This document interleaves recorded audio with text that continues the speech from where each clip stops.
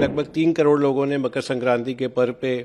स्नान ग्रहण किया है और उम्मीद यह है कि मौनी अमावस्या में इससे ज़्यादा लोग आएंगे। इसी क्रम में आप लोगों की जानकारी में बताना चाहूँगा कि ऑलरेडी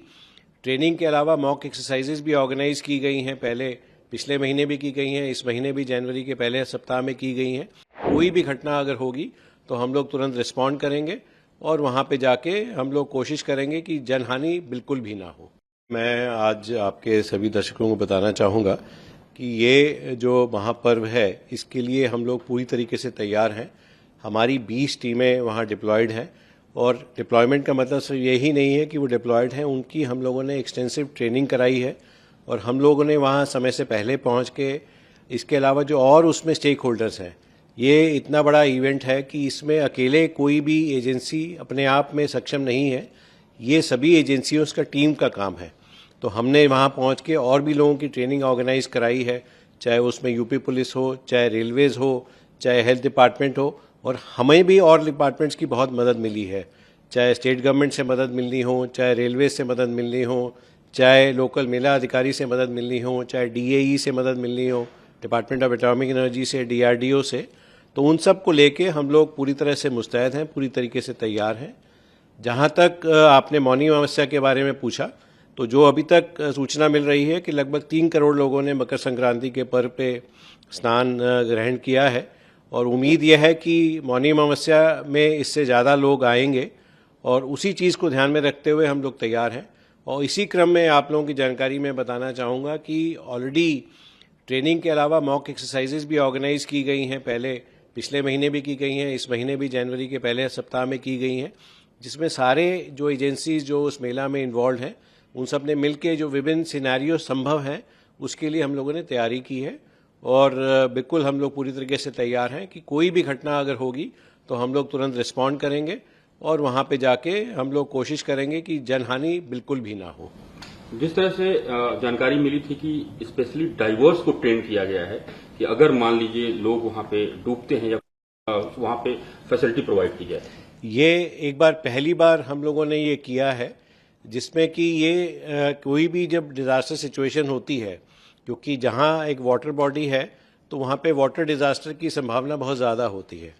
तो ये संभावना हमेशा रहती है कि अगर श्रद्धालु आ रहे हैं, वो स्नान करने के समय उनका पैर स्लिप हो गया या बोट पे चल रहे हैं तो उससे स्लिप हो गए,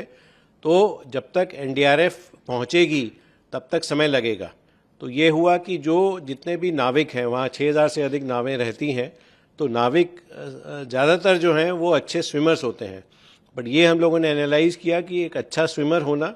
और उसके बाद जान बचाने में थोड़ा एक्स्ट्रा ट्रेनिंग की ज़रूरत है।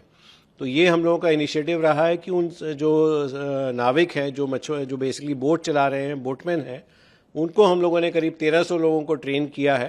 ताकि वो अगर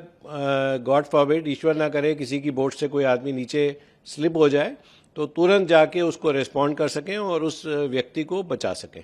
तो ये एक बार हम लोगों ने किया है। दूसरी चीज़ अगेन जो हम लोगों ने की है, हम लोगों ने इस बार हायर कैपेसिटी जो बोट्स हैं वो जो हमारे पास जो थी, इससे पहले 30 हॉर्स पावर की हम लोग मोटर्स की बोट इस्तेमाल करते थे, इस बार हम लोगों ने 40 हॉर्स पावर की मोटर की बोट जो है खरीदी हैं और वो उनको हमने इसमें यूज़ कर रहे हैं। मकसद यही है कि जब ज़्यादा ताकतवर बोट होगी तो जल्दी से जल्दी हम लोग रेस्पॉन्ड कर पाएंगे, जल्दी से जल्दी मौके पे पहुंचेंगे ताकि उस व्यक्ति की जान हम लोग बचा सकें। जिस तरह से हो सकता है कि इस तरह चीजें हो जाएं, जिसमें अगर आप बात की जाए तो भगदड़ वगैरह को लेकर भी तैयारियां, एनडीआरएफ किस तरह से मुस्तैद है उस चीज़ के लिए? देखिए, मैंने जैसे आपको बताया कि हम लोग हर जो सिचुएशन है उसके लिए तैयार हैं। चाहे जो मैंने जैसे बताया कि वाटर बेस्ड थ्रेट वो एक इशू आता है।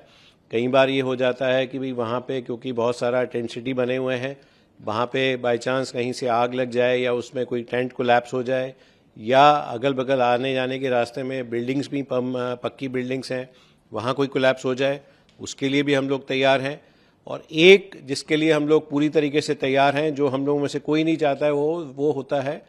केमिकल, बायोलॉजिकल और न्यूक्लियर थ्रेट। तो हमारी 4 टीमें सीबीआरएन की भी वहाँ लगी हुई हैं, जिसमें हम लोगों को डीएई की भी हम लोगों ने मदद ली है, उनके भी साइंटिस्ट वहाँ तैनात हैं, डीआरडीओ के भी लोग वहाँ तैनात हैं और जो उससे जुड़ी हुई एजेंसीज हैं वो सारे लोग तैनात हैं ताकि किसी भी संभावना में जो आप सोच सकते हैं उसके लिए हम लोगों ने तैयारी की है और उसके लिए हम लोग प्रिपेयर्ड हैं।